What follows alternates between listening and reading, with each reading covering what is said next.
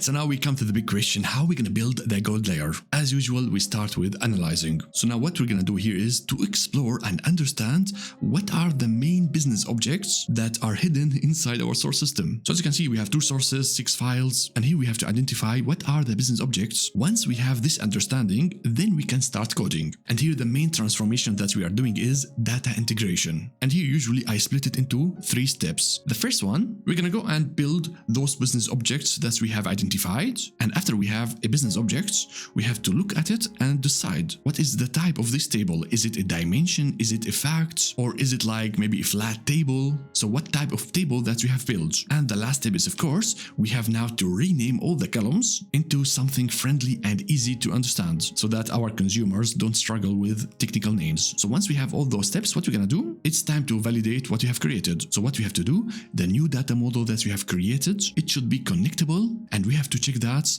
the data integration is done correctly. And once everything is fine, we cannot skip the last step. We have to document and as well commit our work in the Git. And here we will be introducing a new type of documentations. So we're gonna have a diagram about the data model. We're gonna build a data dictionary where we're gonna describe the data model. And of course, we're gonna extend the data flow diagram. So this is our process. Those are the main steps that we will do in order to build the gold layer.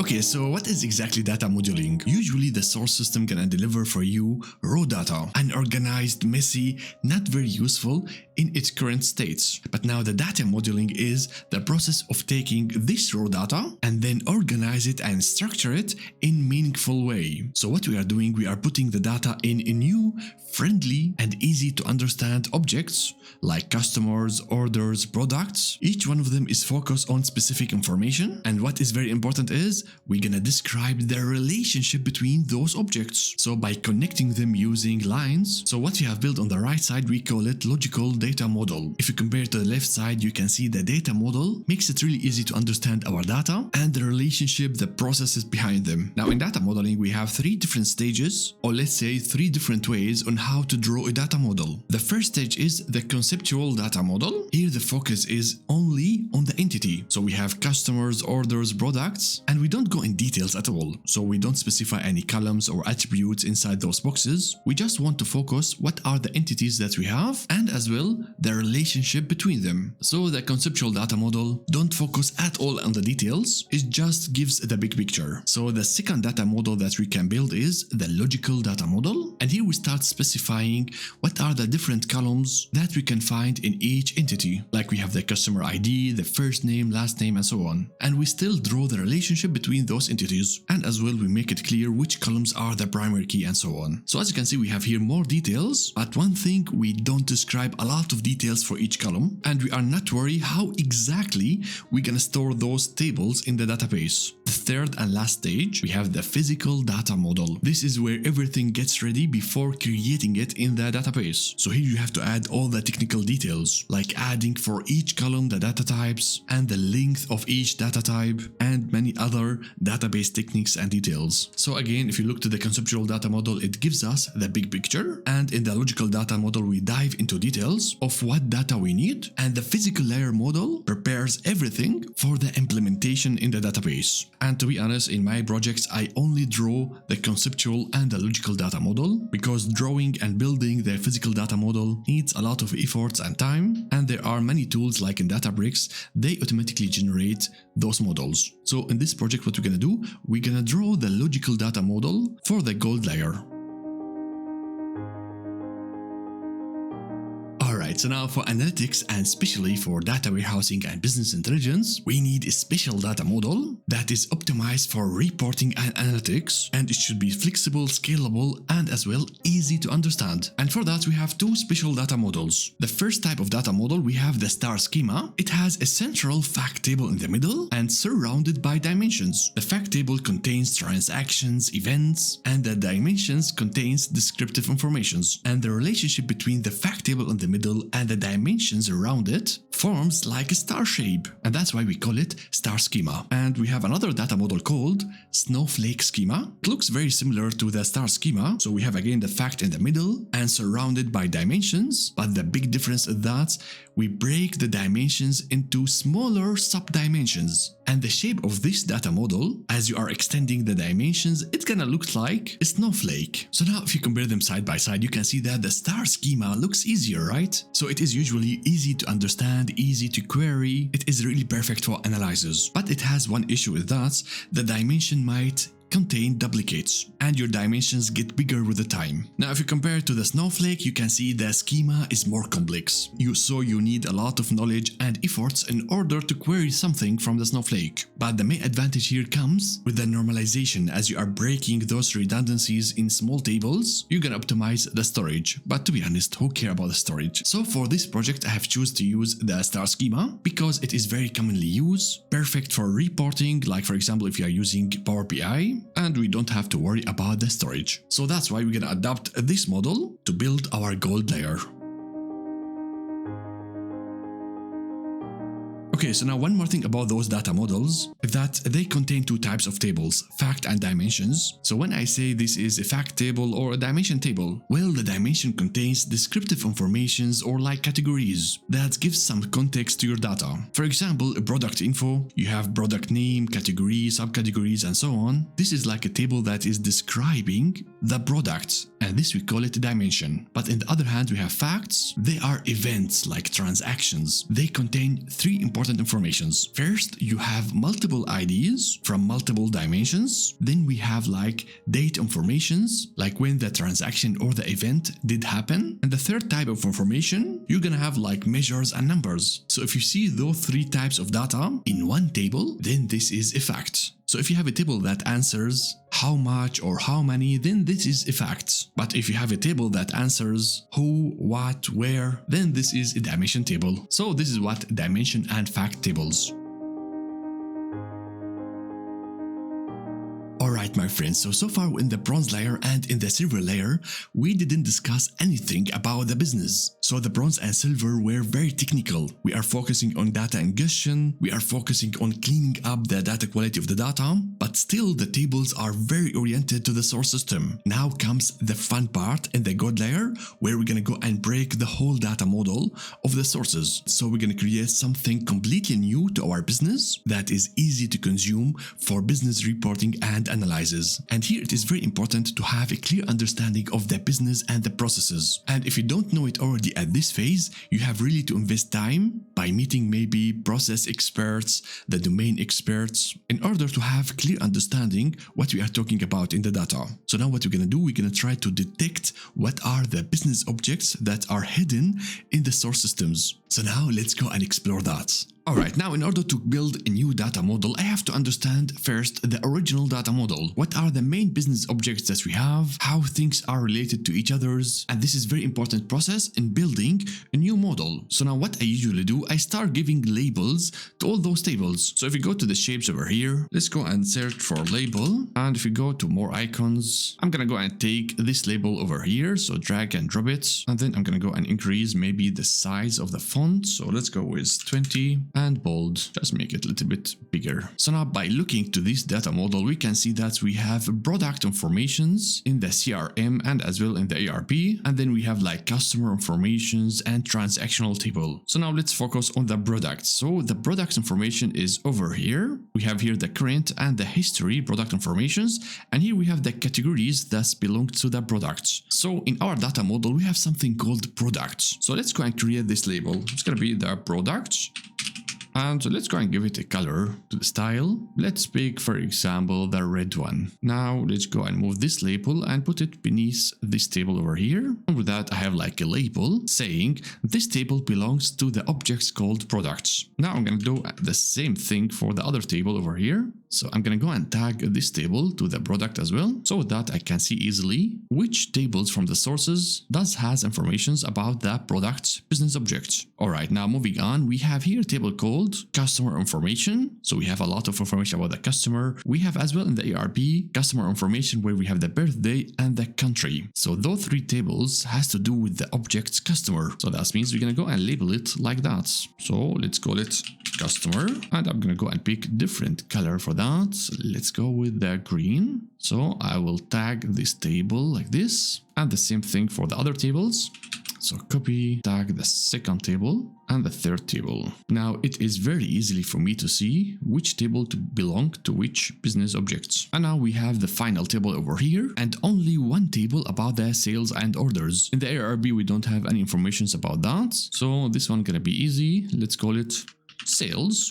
And let's move it over here, and as well maybe change the color of that to, for example, this color over here. Now this step is very important by building any data model in the gold layer. It gives you a big picture about the things that you are going to model. So now the next step is that we're gonna go and build those objects step by step. So let's start with the first object with the customers. So here we have 3 tables and we're gonna start with the CRM. So let's start with this table over here. Alright, so with that we know what are our business objects and this task is done. And now in the next step, we're gonna go back to SQL and start doing data integrations and building completely new data model. So let's go and do that. Now let's have a quick look to the gold layer specifications. So this is the final stage. We're going to provide data to be consumed by reporting and analytics. And this time we will not be building tables. We will be using views. So that means we will not be having like stored procedure or any load process to the gold layer. All what we are doing is only data transformation. And the focus of the data transformation is going to be data integration, aggregation, business logic, and so on. And this time we're going to introduce a new data model. We will be doing Star Schema. So those are the specifications for the gold layer, and this is our scope. So this time we make sure that we are selecting data from the silver layer, not from the bronze, because the bronze has bad data quality and the silver is everything is prepared and cleaned up. In order to build the gold layer, we're gonna be targeting the silver layer. So let's start with select star from, and we're gonna go to the silver CRM customer info. So let's go and hit execute, and now we're gonna go and select the columns that we need to be presented in the gold layer. So let's start selecting the columns that we want. We have the ID, the key, the first name.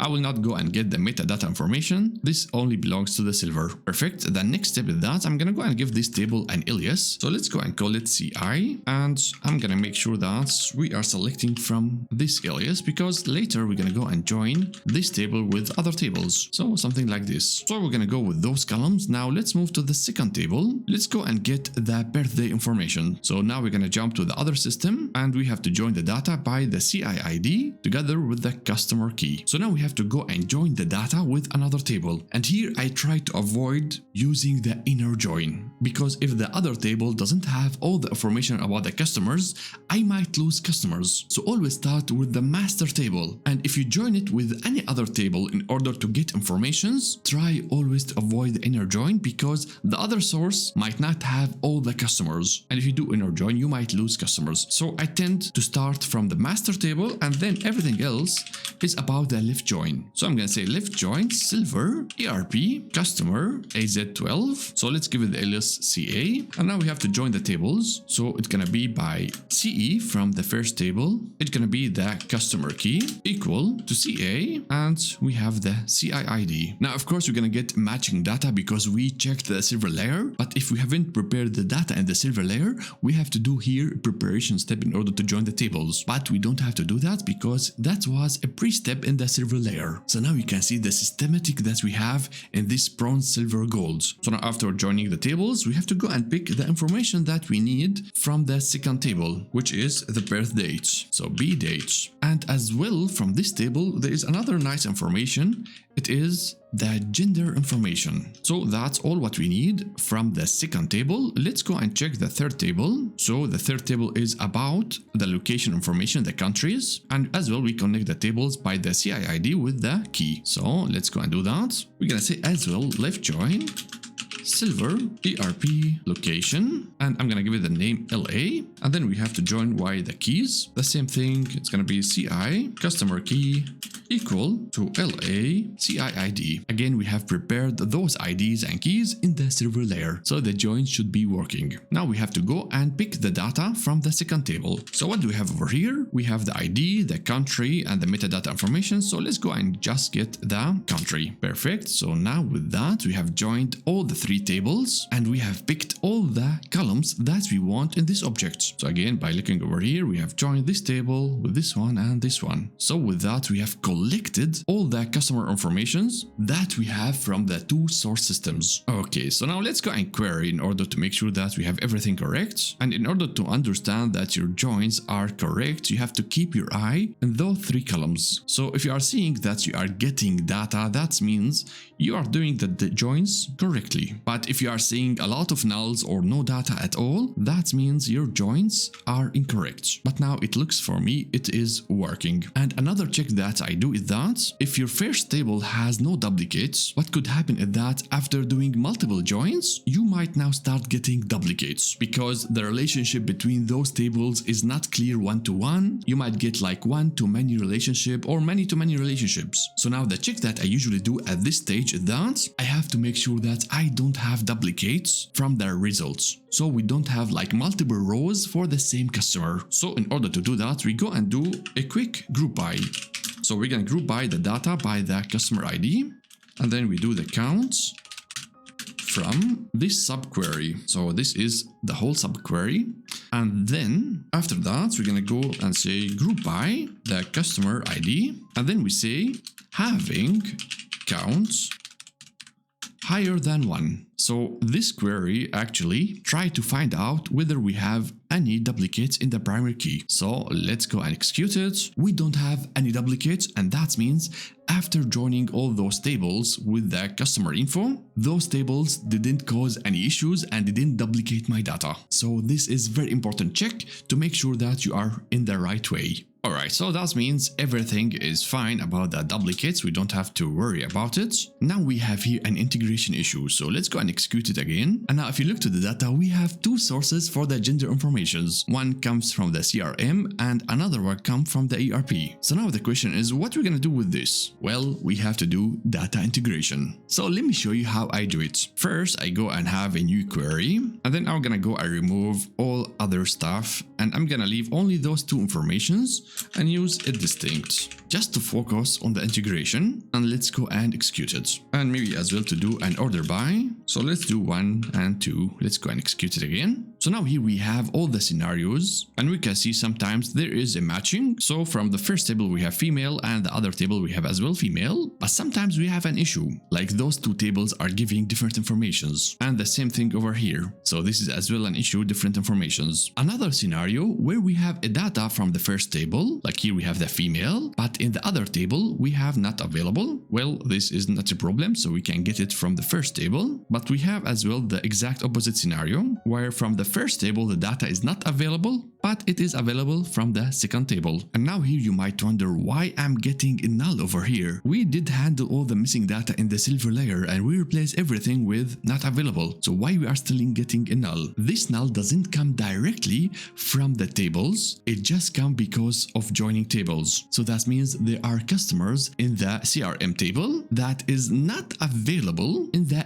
ERP table. And if there is like no match, what's gonna happen? We will get a null from SQL. So this null means there was no match, and that's why we are getting this null. It is not coming from the content of the tables, and this is of course an issue. But now the big issue, what can happen for those two scenarios here? We have the data, but they are different, and here again we have to ask the experts about it. What is the master here? Is it the CRM system or the ERP? And let's say from their answer gonna say the master data for the customer information is the CRM. So that means the CRM informations are more accurate than the ERP information. And this is only about the customers, of course. So for this scenario where we have female and male, then the correct information is the female from the first source system. The same goes over here. And here we have like male and female, then the correct one is the male, because this source system is the master. Okay, so now let's go and build this business rule. We're gonna start as usual with the case when. So the first very important rule is, if we have data in the gender information from the CRM system from the master, then go and use it. So we're gonna go and check the gender information from the CRM table. So customer gender is not equal to not available. So that means we have a value male or female. Let me just have here a comma like this. Then what's gonna happen? Go and use it. So we're gonna use the value from the master. CRM is the master for gender info. Now, otherwise, that means it is not available from the CRM table. Then go and use and grab the information from the second table. So we're gonna say CA gender, but now we have to be careful with this null over here. We have to convert it to not available as well. So we're gonna use the coalesce. So if this is a null, then go and use the not available like this. So that's it. Let's have an end. And let me just push this over here. So let's go and call it new gen for now. Let's go and execute it. And let's go and check the different scenarios. All those values over here, we have data from the CRM system. And this is as well represented in the new column. But now for the second part, we don't have data from the first system. So we are trying to get it from the second system. So for the first one is not available. And then we try to get it from the second source system. So now we are activating the else. Well, it is null. And with that, the coalesce is activated. And we are replacing the null with not available. For the second scenario as well, the first search system don't have the gender information. That's why we are grabbing it from the second. So with that, we have a female. And then the third one, the same thing. We don't have information, but we get it from the second source system. We have the male. And the last one, it is not available in both source systems. That's why we are getting not available. So with that, as you can see, we have a perfect new column where we are integrating two different source systems in one. And this is exactly what we call data integration. This piece of information, it is way better than the source CRM and as well the source ARP. It is more rich and has more information. And this is exactly why we try to get data from different source systems in order to get rich information in the data warehouse. So with that, we have a nice logic. And as you can see, it's way easier to separate it in separate query in order first to build the logic and then take it to the original query. So what I'm gonna do, I'm just gonna go and copy everything from here and go back to our query. I'm gonna go and delete those informations, the gender, and I will put our new logic over here. So a comma, and let's go and execute. So with that, we have our new nice column. Now with that, we have very nice objects. We don't have duplicates and we have integrated data together. So we took three tables and we put it in one object. Now the next step is that we're gonna go and give nice friendly names. The rule in the code layer that to use friendly names and not to follow the names that we get from the source system. And we have to make sure that we are following the rules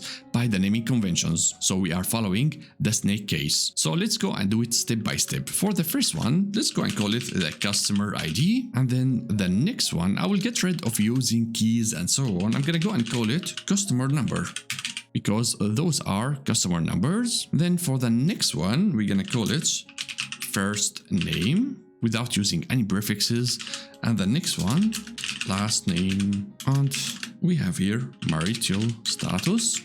So I will be using the exact name but without the prefix, and here we're just gonna call it gender, and this one we're gonna call it create date, and this one birth date, and the last one gonna be the country.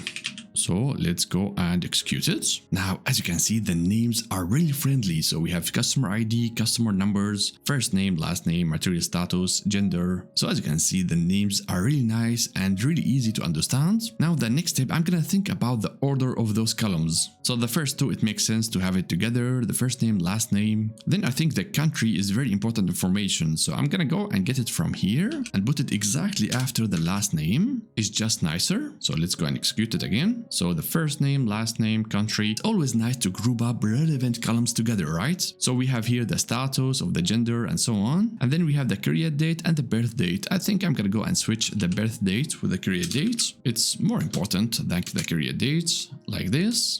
And here, not forget a comma. So execute again. So it looks wonderful. Now comes a very important decision about these objects. Is it a fact table or a dimension? Well, as we learned, dimensions hold descriptive informations about an object. And as you can see, we have here a descriptions about the customers. So all those columns are describing the customer information. And we don't have here like transactions and events, and we don't have like measures and so on. So we cannot say this object is a fact. It is clearly a dimension. So that's why we're gonna go and call this object the dimension customer. Now, there is one thing that if you are creating a new dimension, you need always a primary key for the dimension. Of course, we can go over here and depend on the primary key that we get from the source system, but sometimes you can have like dimensions where you don't have like a primary key that you can count on. So what we have to do is to go and generate a new primary key in the data warehouse. And those primary keys, we call it surrogate keys. Surrogate keys are system-generated unique identifier that is assigned to each record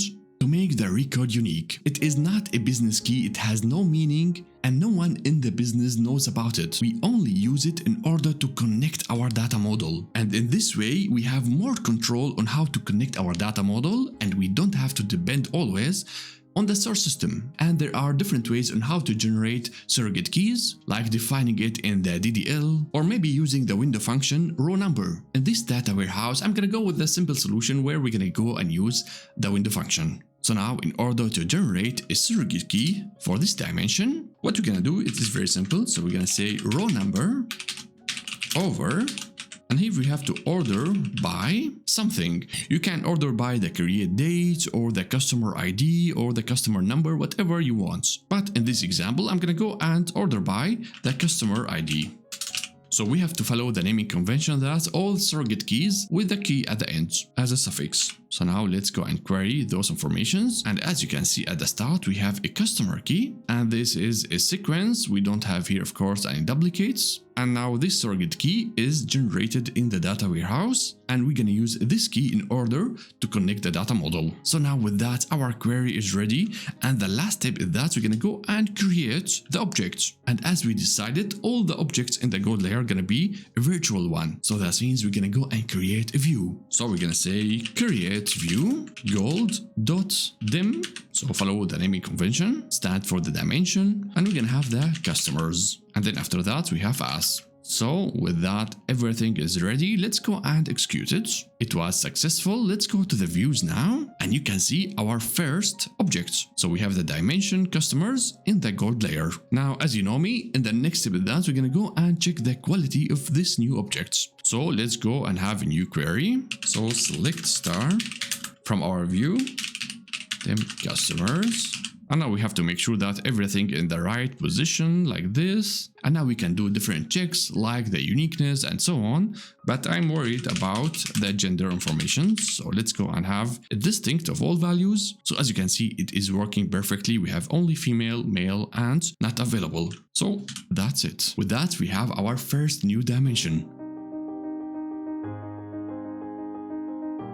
Okay friends, so now let's go and build the second object. We have the products. So as you can see, product information is available in both source systems. As usual, we're going to start with the CRM informations, and then we're going to go and join it with the other table in order to get the category informations. So those are the columns that we want from this table. Now we come here to a big decision about this object. This object contains historical informations and as well the current informations. Now of course, depend on the requirement whether you have to do analysis on the historical informations, but if you don't have such a requirement, we can go and stay with only the current informations of the products. So we don't have to include all the history in the objects. And it is anyway, as we learned from the model over here, we are not using the primary key, we are using the product key. So now what we have to do is to filter out the historical data and to stay only with the current data. So we're gonna have here a where condition, and now in order to select the current data, what we're gonna do, we're gonna go and target the end date. If the end date is null, that means it is a current data. Let's take this example over here. So you can see here we have 3 records for the same product key, and for the first 2 records we have here an information in the end dates because it is historical informations, but the last record over here we have it as a null, and that's because this is the current information. It is open and it's not closed yet. So in order to select only the current informations, it is very simple. We're gonna say brd end date is null. So if you go now and execute it, you will get only the current products. You will not have any history. And of course, we can go and add comment to it. Filter out all historical data. And this means, of course, we don't need the end date in our selection, of course, because it is always a null. So with that, we have only the current data. Now the next step is that we have to go and join it with the product categories from the ERP, and we're going to use here the ID. So as usual, the master information is the CRM and everything else going to be secondary. That's why I use the left join just to make sure I'm not filtering any data, because if there is no match, then we lose data. So left join silver, ERP, and the category. So let's call it PC. And now what we're gonna do, we're gonna go and join it using the key. So EN, from the CRM, we have the category ID equal to PC ID. And now we have to go and pick columns from the second table. So it's going to be the PC. We have the category, very important, PC. We have the subcategory, and we can go and get the maintenance. So something like this. Let's go and query. And with that, we have all those columns comes from the first table, and those 3 comes from the second. So with that, we have collected all the product informations from the 2 source systems. Now the next step is we have to go and check the quality of these results. And of course, what is very important is to check the uniqueness. So what we're gonna do, we're gonna go and have the following query. I want to make sure that the product key is unique, because we're gonna use it later in order to join the table with the sales.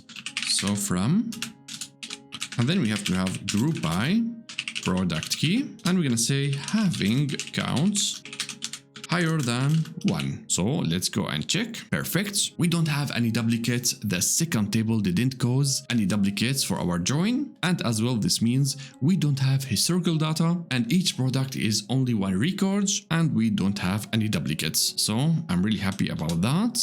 So let's go and query again. Now, of course, the next step, do we have anything to integrate together? Do we have the same information twice? Well, we don't have that. The next step is that we're gonna go and group up the relevant informations together. So I'm gonna say the product ID, then the product key, and the product name are together. So all those 3 informations are together. And after that, we can put all the category informations together. So we're gonna have the category ID, the category itself, the subcategory. Let me just query and see the results. So we have the product ID, key, name, and then we have the category ID, name, and the subcategory, and then maybe as well to put the maintenance after the subcategory like this. And I think the product cost and the line can start could stay at the end. So let me just check. So those 4 informations about the category, and then we have the cost, line, and the start date. I'm really happy with that. The next step, we're gonna go and give nice names, friendly names for those columns. So let's start with the first one. This is the product ID. The next one gonna be the product number. We need the key for the surrogate key later. And then we have the product name, and after that we have the category ID and the category, and this is the subcategory. And then the next one gonna stay as it is. I don't have to rename it. The next one gonna be the cost and the product line, and the last one gonna be the start date. So let's go and execute it. Now we can see very nicely in the output all those friendly names for the columns, and it looks way nicer than before. I don't have even to describe those informations, the name describe it. So perfect. Now the next big decision is, what do we have here? Do we have a fact or dimension? What do you think? Well, as you can see here again, we have a lot of descriptions about the product. So all those informations are describing the business object products. We don't have like here transactions, events, a lot of different keys and IDs. So we don't have really here a fact, we have a dimension. Each row is exactly describing one object, describing one product. That's why this is a dimension.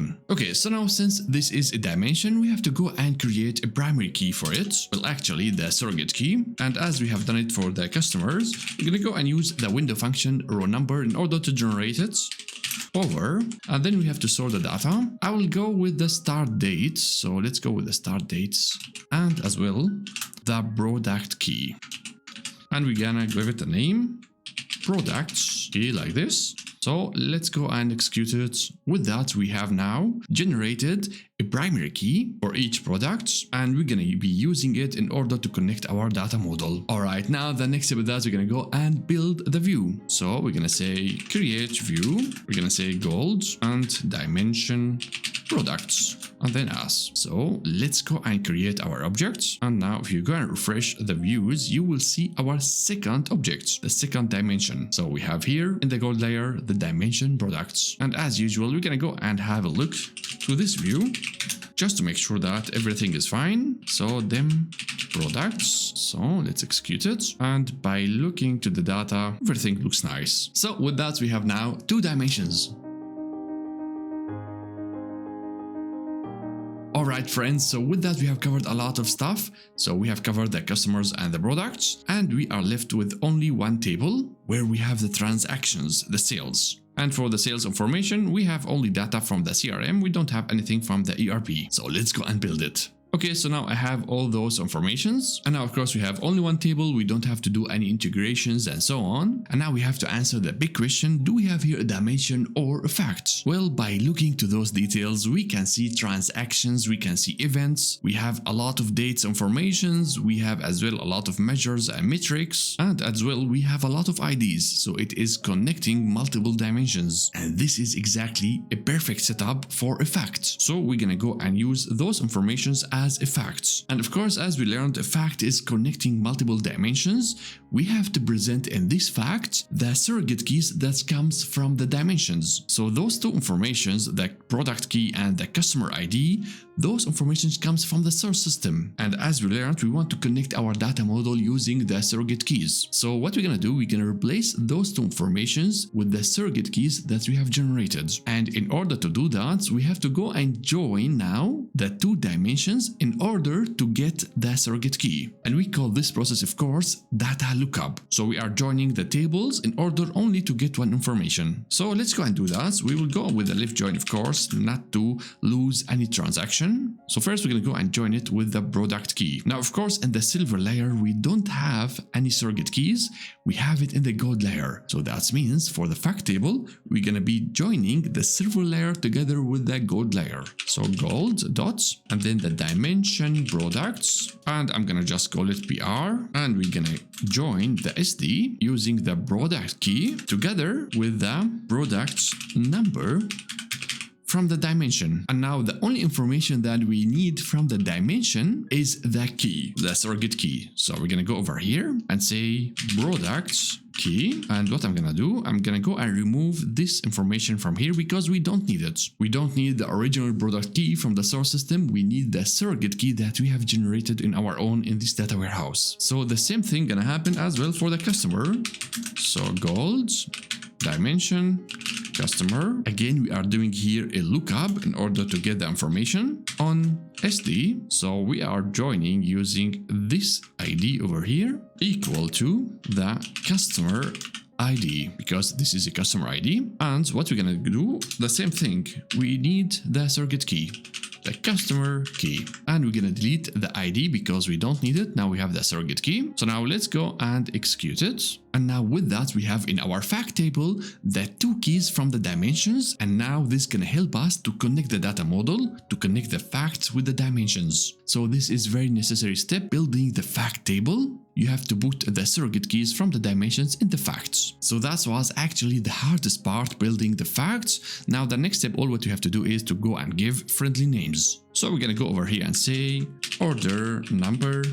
Then the surrogate keys are already friendly, so we're gonna go over here and say this is the order date, and the next one gonna be shipping date, and then the next one due date, and the sales gonna be, I'm gonna say sales amount, the quantity, and the final one is the price. So now let's go and execute it and look to the results. So now as you can see, the columns looks very friendly. And now about the order of the columns, we use the following schema. So first in the fact table, we have all the surrogate keys from the dimensions. Then second, we have all the dates. And at the end, you group up all the measures and the metrics at the end of the facts. So that's it for the query for the facts. Now we can go and build it. So we're gonna say create a view gold in the gold layer. And this time we're gonna use the facts underscore, and we're gonna go and call it sales. And then don't forget about the as. So that's it. Let's go and create it. Perfect. Now we can see the facts. So with that, we have 3 objects. In the gold layer, we have 2 dimensions and 1 fact. And now, of course, the next step with that, we're gonna go and check the quality of the view. So let's have a simple select fact sales. So let's execute it. Now by checking the result, you can see it is exactly like the result from the query and everything looks nice. Okay, so now one more check that I usually do after building a fact is try to connect the whole data model in order to find any issues. So let's go and do that. We will do just simple left join with the dimensions. So gold, dimension, customers, C, and we will use the keys. And then we're gonna say where customer key is null, so there is no matching. So let's go and execute it. And with that, as you can see in the results, we are not getting anything. That means everything is matching perfectly. And we can do as well the same thing with the products. So left join gold, then products, P, on product key, and then we connect it with the facts, product key, and then we can go and check the product key from the dimension like this. So we are checking whether we can connect the facts together with the dimension products. Let's go and check. And as you can see as well, we are not getting anything. And this is all right. So with that, we have now SQL codes that is tested and as well creating the gold layer. Now in the next step, as you know, in our requirements, we have to make clear documentations for the end users in order to use our data model. So let's go and draw a data model of the Star Schema. So let's go and draw our data model. Let's go and search for a table. And now what I'm going to do, I'm going to go and take this one where I can say what is the primary key and what is the foreign key. And I'm going to go and change a little bit the design. So it's going to be rounded. And let's say I'm going to go and change to this color and maybe go to the size, make it 16. And then I'm going to go and select all the columns and make it as well 16, just to increase the size. And then go to our range and we can go and increase it 39. So now let's go and zoom in a little bit for the first table. Let's go and call it gold, dimension, customers, and make it a little bit bigger like this. And now we're going to go and define here the primary key. It is the customer key. And what else we're going to do? We're going to go and list all the columns in the dimension. It is a little bit annoying, but the result's going to be awesome. So what do we have? The customer ID, we have the customer number, and then we have the first name.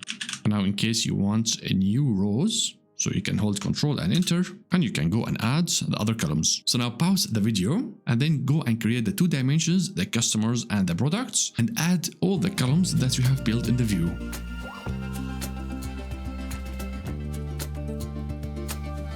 Welcome back. So now I have those two dimensions. The third one gonna be the fact table. Now for the fact table, I'm gonna go with different color, for example, the blue, and I'm gonna go and put it in the middle, something like this. So we're gonna say gold fact sales. And here for that, we don't have primary key. So we're gonna go and delete it. And I have to go and add all the columns of the facts. So order number, products key, customer key.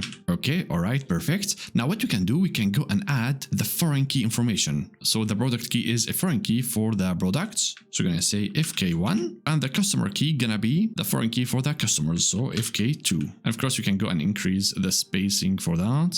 Okay, so now after we have the tables, the next step in data modeling is to go and describe the relationship between these tables. This is of course very important for reporting and analytics in order to understand how I'm gonna go and use the data model. And we have different types of relationships. We have one-to-one, one-to-many, and in Star Schema data model, the relationship between the dimension and the fact is one-to-many. And that's because in the table customers, we have for a specific customer only one record describing the customer. But in the fact table, the customer might exist in multiple records, and that's because customers can order multiple times. So that's why in facts it is many, and in the dimension side it is one. Now in order to see all those relationships, we're gonna go to the menu to the left side, and as you can see we have here entity relations, and now you have different types of arrows. So here for example we have 0 to many, 1 to many, 1 to 1, and many different types of relations. So now which one we're gonna take? We're gonna go and pick with this one. So it says one mandatory, so that means the customer must exist in the dimension table. Too many, but it is optional. So here we have three scenarios: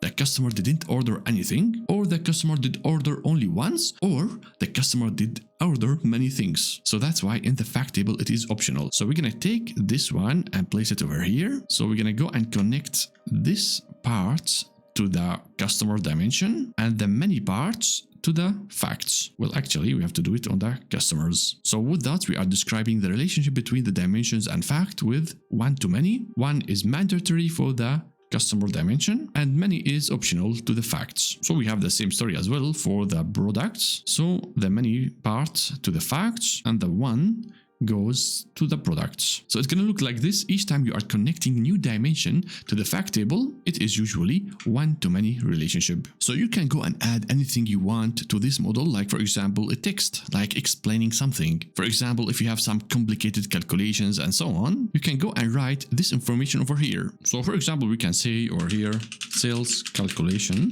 We can make it a little bit smaller. So let's go with 18. So we can go and write here the formula for that. So sales equal quantity multiplied with the price, and make this a little bit bigger. So it is really nice info that we can add it to the data model, and even we can go and link it to the column. So we can go and take this arrow, for example, put it like this and link it to the column. And with that, you have as well nice explanation about the business rule or the calculation. So you can go and add any descriptions that you want to the data model, just to make it clear for anyone that is using your data model. So with that, you don't have only like 3 tables in the database, you have as well like some kind of documentations and explanation. In one click, we can see how the data model is built and how you can connect the tables together. It is amazing really for all users of your data model. Alright, so now with that we have really nice data model, and now in the next step we're gonna go and create quickly a data catalog.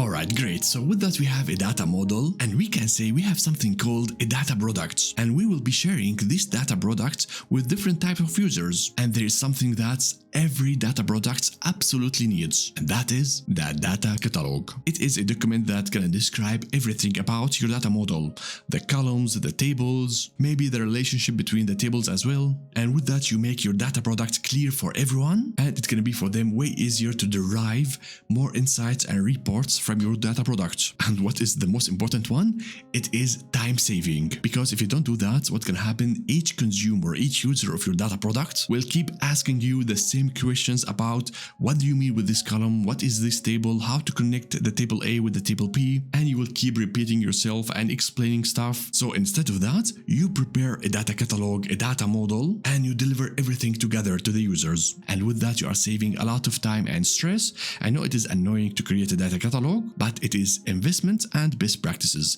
So now let's go and create one. Okay, so now in order to do that, I've created a new file called data catalog in the folder documents. And here what we're gonna do is very straightforward. We're gonna make a section for each table in the code layer. So for example, we have here the table dimension customers. What you have to do first is to describe this table. So we are saying it stores details about the customers with the demographics and geographics data. So you give a short description for the table, and then after that you're gonna go and list all your columns inside this table, and maybe as well the data type. But what is way important is the description for each column. So you give a very short description, like for example here the gender of the customer. And now one of the best practices of describing a column is to give examples, because you can understand quickly the purpose of the columns by just seeing an example, right? So here we are saying we can find inside it a male, female, and not available. So with that, the consumer of your table can immediately understand, it will not be an M or an F, it's gonna be a full friendly value. Without having them to go and query the content of the table, they can understand quickly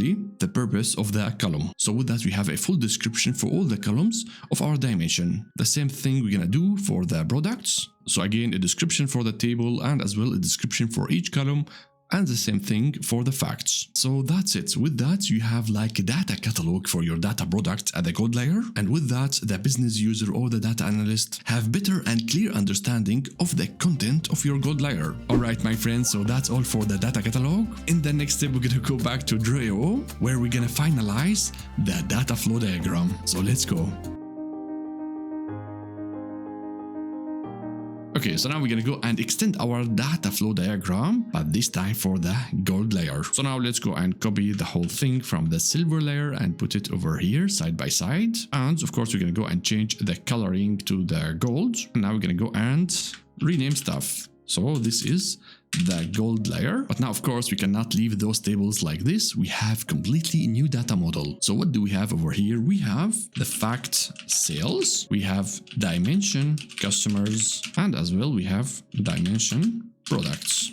So now what I'm gonna do, I'm gonna go and remove all those stuff. We have only 3 tables, and let's go and put those 3 tables somewhere here in the center.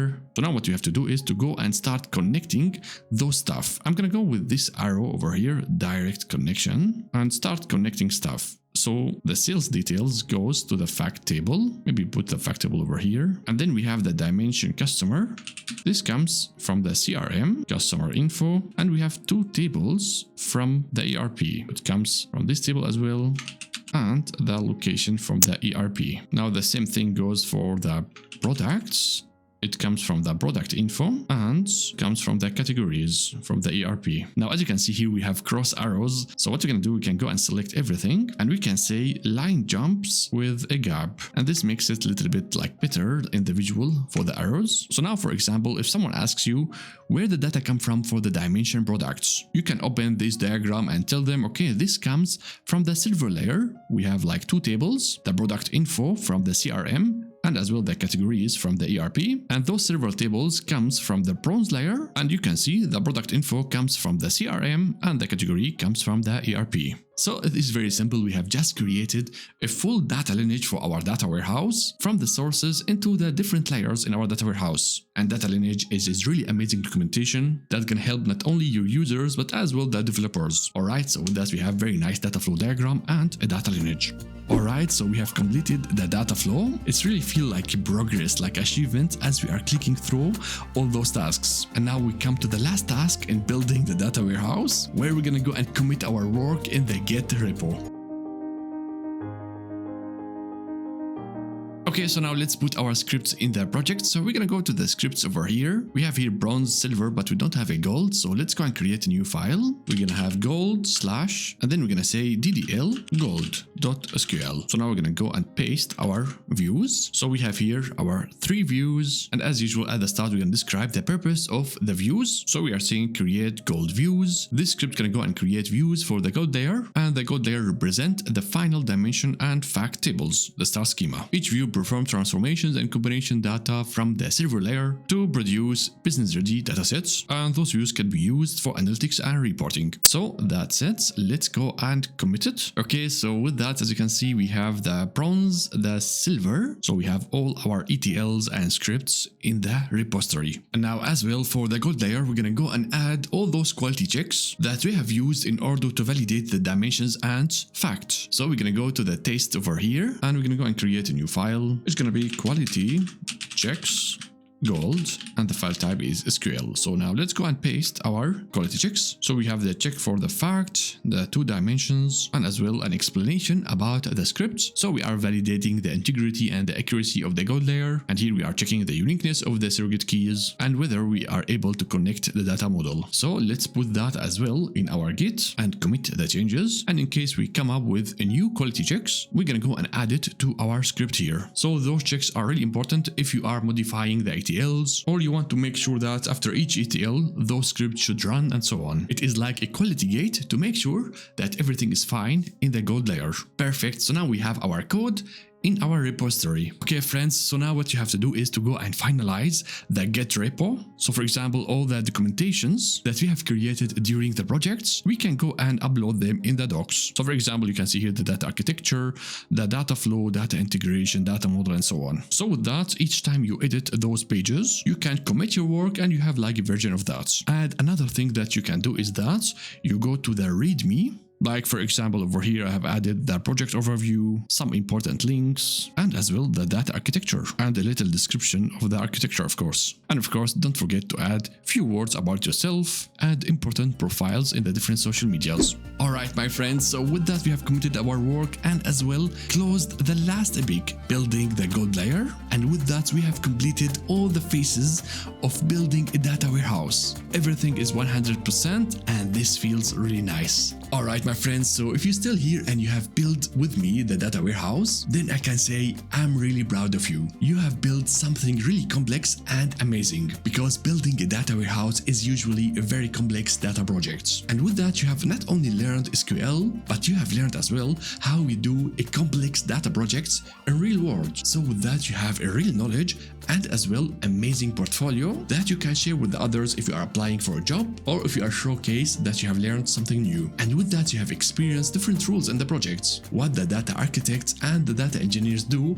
in complex data projects. So that was really an amazing journey even for me as I'm creating this project. So now in the next step we will be the data scientist or the data analysts that's gonna consume the data warehouse and answers business questions. If you like this video and you want me to create more content like this, I'm gonna really appreciate it if you support the channel by subscribing, liking, sharing, commenting. All those stuff gonna help the channel with the YouTube algorithm, and as well my content gonna reach the others. So thank you so much for watching, and I will see you in the next tutorial. Bye.